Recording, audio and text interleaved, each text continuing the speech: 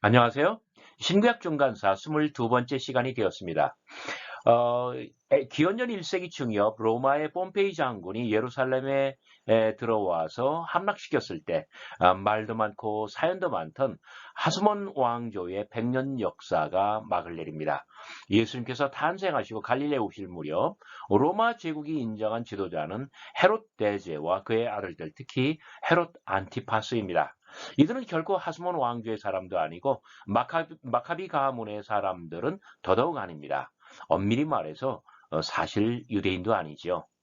그런데 이들은 어떻게 성서의 세계에 발을 들였고 하나님의 구원사에 아주 대단히 중요한 배경으로 등장하게 되었을까요?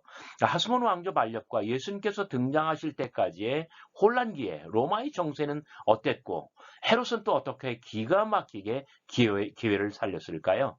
이 시간에는 로마 제국의 도래와 헤롯 대제의 등장에 대해서 여러분들과 함께 살펴보려고 합니다. 특별히 이 시간에는요. 이번 동영상에는 이집트에 있는 절세미인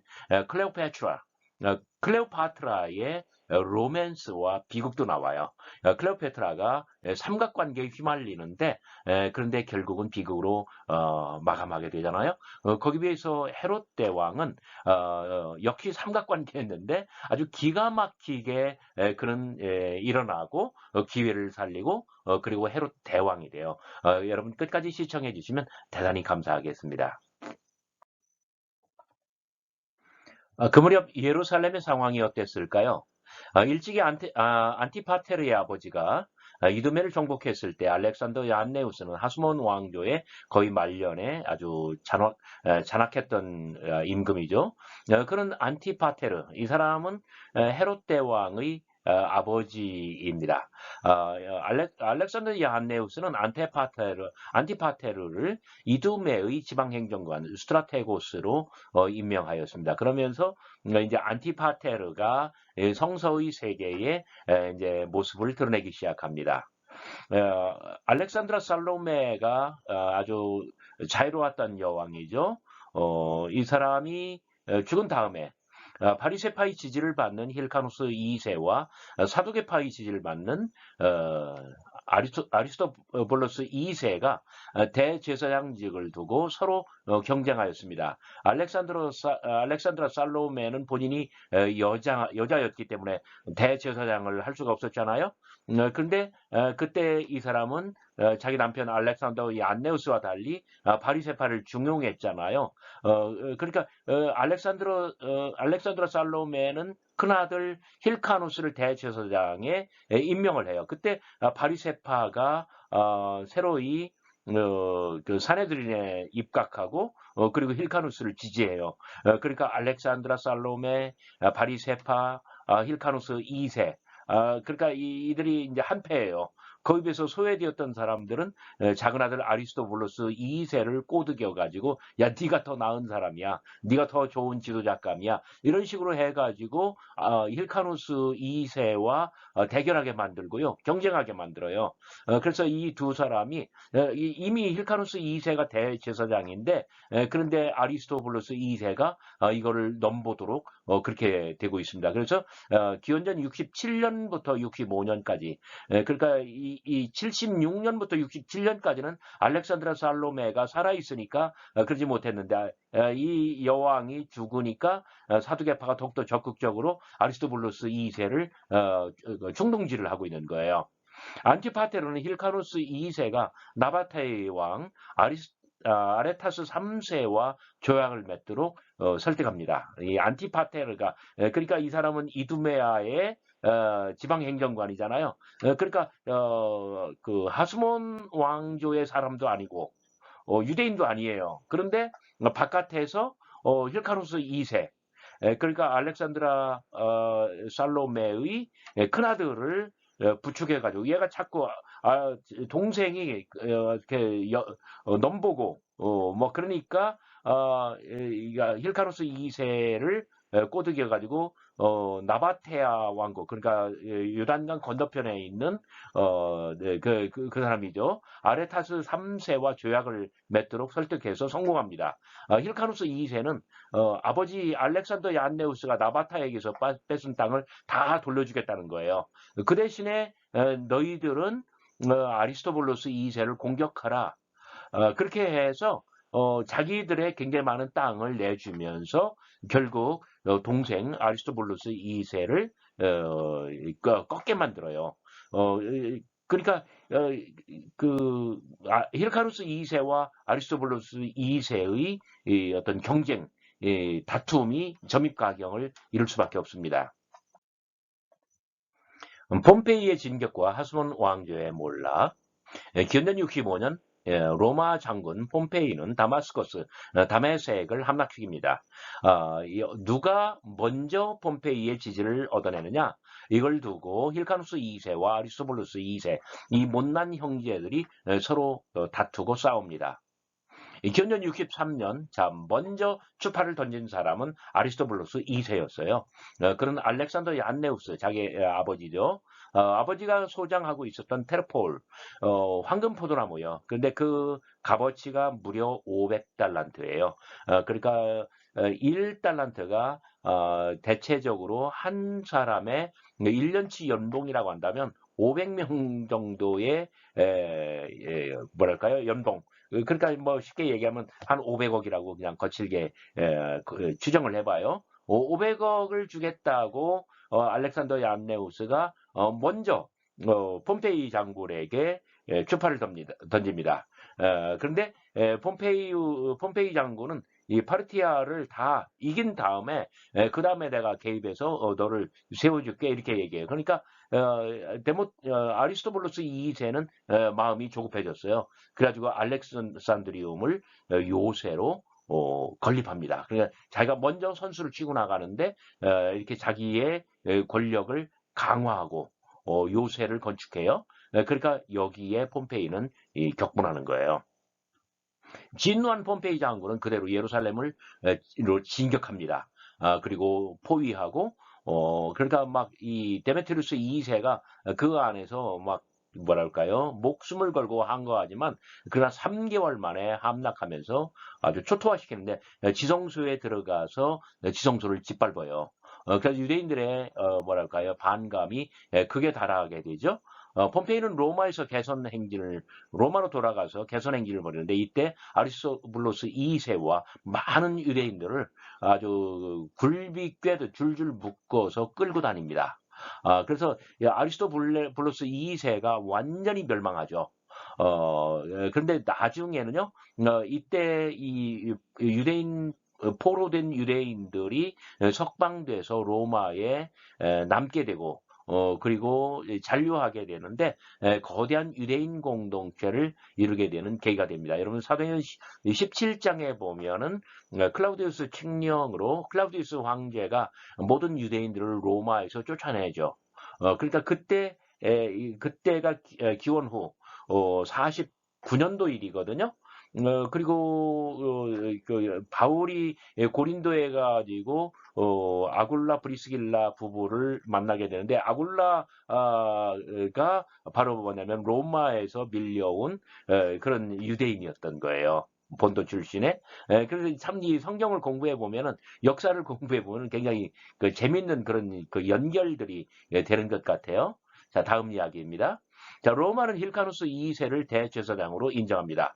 그러니까 폼페이한테 아리스토블루스 2세가 먼저 추파를 던졌지만 그러나 미움을 샀고 그리고 여기서 완전히 끝장났어요. 남은 사람이 누구냐면 힐카누스 2세예요. 그래 네가 대제사장 하라. 인정을 했지만 영향력은 전혀 없어요. 실속 없는 대제사장. 오히려 로마의 세금을 바쳐야 되고 시리아에 있는 로마 통치자의 엄격한 지배를 받아야만 되고요. 안티파테르와 아들 헤롯. 그러면 믿음의 안티파테르는 두 아들 파사엘과 헤롯에게 각각 예루살렘과 갈릴리를 맡깁니다. 그러니까 안티파테르가 두 아들과 함께 지금 이제 예루살렘으로 갈릴리로 밀고 들어오고 있는 거예요. 안티파테르는 로마와 이제 이 사람의 기본 입장은 뭐냐면 로마와 좋은 관계를 유지하는 것. 그다음에 자기 자신을 잘 관리해 가지고 지켜내는 것. 그다음에 아들들이 주목받는 것. 그러니까 안티파테르는 어떻게 보면은 굉장히 정상적인 아버지예요. 그러니까 처세술이 가장 아주 뭐랄까 FM이에요. 당대의 최고의 어떤 그 권력, 실세는 로마 제국이잖아요. 로마 제국과 좋은 관계 유지하고, 자기 자신을 잘 지켜내고, 뭐, 그러니까 흠잡히지 않고, 그리고, 자기 관리 잘하고, 그리고 무엇보다도 아들들, 자식들, 2세가 이렇게 주목받으면서, 쑥쑥 커나가고, 이걸 원했어요. 그중에 파사엘보다도 헤롯은 단연 아주 그 사람들의 주목을 받는 그런 제목이었습니다. 기원전 47년 헤롯은 갈릴리 북쪽에서 게릴라전을 펼치던 에제키아스, 구약 성경식으로 읽으면 히스기야입니다. 에제키아스와 추종자들을 토벌하고 희롱한 후에 처형합니다. 그러니까 유대인들의 마음은 헤롯에게 있는 게 아니라 에제키아스, 히스기야에게 있는 거예요. 이 일로 헤롯은 사내들인과 충돌합니다. 분명히 아십시오. 헤롯은 유대인이 아닙니다. 그리고 하시딤, 어떤 유대인들의 기본 정서 전혀 그거 아니에요. 그러니까 사내들인과 아주 반목하게 돼요. 오히려 그렇게 됐지만 그러나 오히려 시리아와 사마리아의 지방 행정관, 저 갈릴리보다 더 갈릴리 사마리아는 갈릴리 남쪽이죠. 시리아는 갈릴리 북쪽이죠. 이쪽의 지방 행정관까지 맡게 되면서 오히려 자, 이게 헤롯이 이렇게 무력으로 자기의 어떤 힘을 증명했을 때 그의 영향력은 이두메아로부터 시리아, 사마리아, 그러니까 예루살렘, 갈릴리뿐만 아니라 이 성서의 땅 거의 전체로 확산돼 나가고 있습니다. 유대왕 안티고노스, 기원전 42년 빌립보 전투에서 옥타비안, 안토니, 레피두스 이 세 사람이 삼두 정치를 구성했는데 이 세 명의 연합군이 카시우스와 브루투스를 물리칩니다. 로마 제국 동부는 이 세 명 중에 안토니의 수준에 떨어졌습니다. 파사엘과 헤롯은 유대 분봉왕으로 임명되었죠. 그래서 이제 실제로 그 지방 행정관이었지만 이제 유대 뭐랄까 로마 제국의 그 인정을 받기 시작한다는 점이에요. 기원전 40년 파르티아가 고대 근동 지역을 침략할 때 아리스토블루스 2세의 아들, 그러니까 로마에 끌려가 죽은 폼페이한테 죽은 아리스토블루스 2세의 아들 안티고누스가 파르티아를 적극적으로 돕습니다. 그러니까 그 하스몬 왕가의 이 자제들이 다 의세에 의존하는 거예요. 자기 개인 힘은 없고 안티고누스가 파르티아를 적극적으로 돕고 전쟁에 참여합니다. 이때 파르티아는 성공해요. 그래서 파사일과 힐카누스 2세를 생포했고 헤롯은 도주했습니다. 이때 힐카누스 2세의 귀를 잘라요. 왜 그럴까요? 이렇게 뭐랄까 신체 중에 막 손가락 하나만 이상해도 대제사장을 할 수가 없잖아요. 그렇게만 아주 그러니까 어떤 그 아주 무력한 대제사장이 될 수 없는 그런 조건으로 그 어떤 신체에 위해를 가하고 그러다가 마침내 나중에는 죽입니다. 그리고 파사엘은 자살하고 그러면 안티파테르의 아들 중에는 누구만 남아요? 헤롯만 남죠. 그런데 헤롯은 도주했어요. 그래서 안티고노스는 유대의 왕으로 파르티아에게 인정을 받아요. 그러나 인정을 받지만 뭡니까? 이걸 아무짝에도 쓸데없는 꼭두박같이 아무것도 할 수 없는 그런 유대 왕으로 전락합니다. 그나마 임기가 굉장히 짧아요. 유대왕 헤롯. 같은 해 기원전 42년 로마 원로원은 안토니와 옥타비아의 동의로 헤롯을 유대 왕으로 임명합니다. 헤롯이 점점 더 로마로부터 그 뭐랄까요? 이 승인을 받고 인정을 받고 그리고 지지를 받아내요. 기원전 37년 헤롯은 예루살렘을 점령하고 많은 유대인들을 학살할 때 그때 그 자칭 그 유대의 왕 안티고노스를 참수합니다. 그러니까 기원전 42년부터 37년까지는 유대 왕이 2명이었던 거예요. 파르티아에게 임명받은 안티고노스, 그 다음에 로마 원론으로부터 인정받은 헤롯.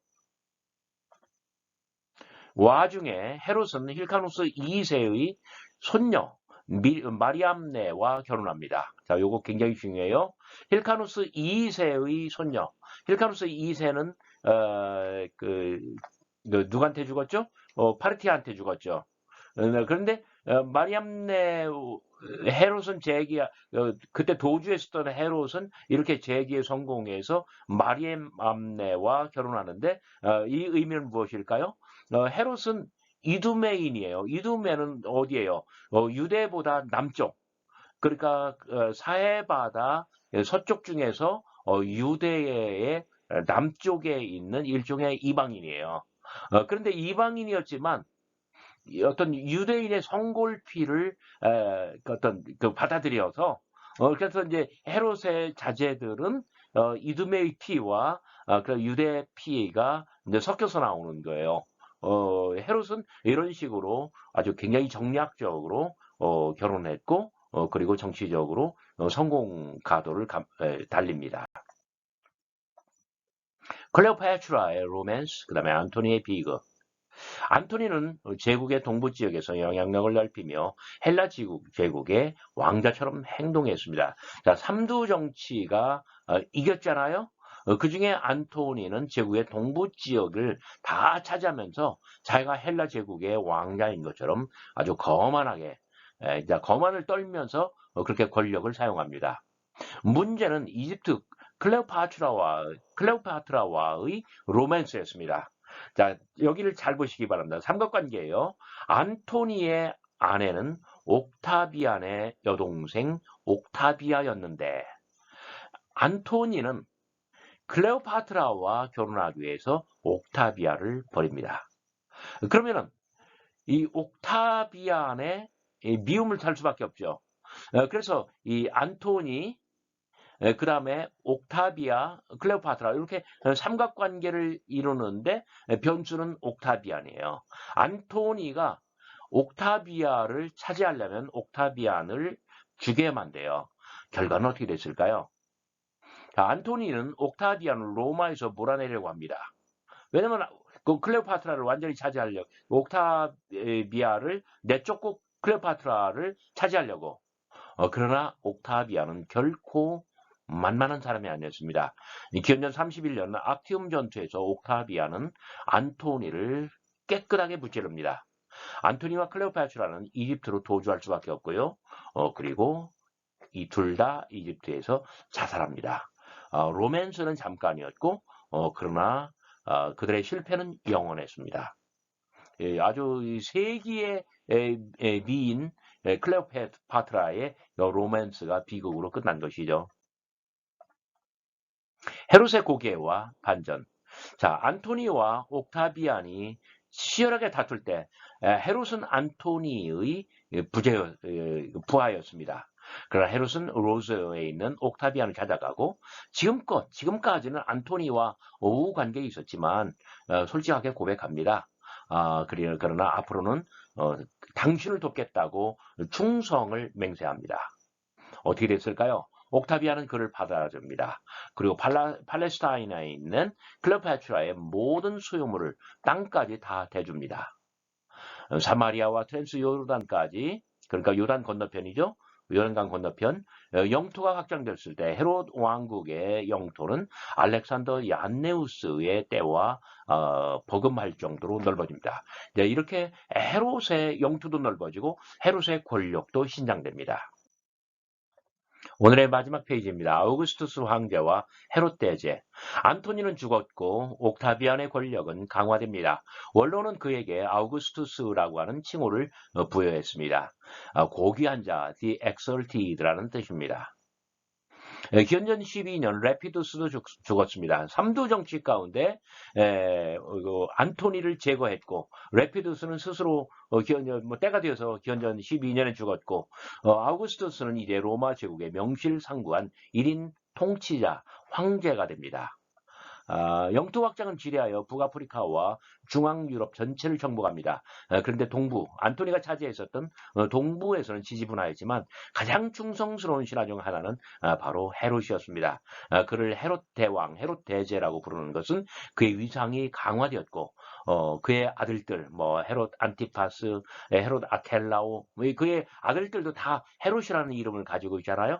그래서 우리가 헤롯 대제라고 부를 때는 아들들과 구별합니다. 자, 이렇게 해서 로마의 정세에 기가 막히게 갈아타기, 뭐 삼각관계, 뭐 이런 등등 모든 기회를 다 살려서 어디에요? 이두메의 어떤 지방 행정관 안티파테르의 아들 헤롯은 이제 헤롯 대제로 위상이 강화되었고 무지막지한 그런 권력을 휘두르며 마태복음 1, 2장에 나와 있는 영아학살 예수 탄생과 관련되어 있는 그런 끔찍한 사건을 벌일 만큼 그러한 사람으로 성장합니다. 여러분 오늘 끝까지 잘 들어주셔서 대단히 감사합니다.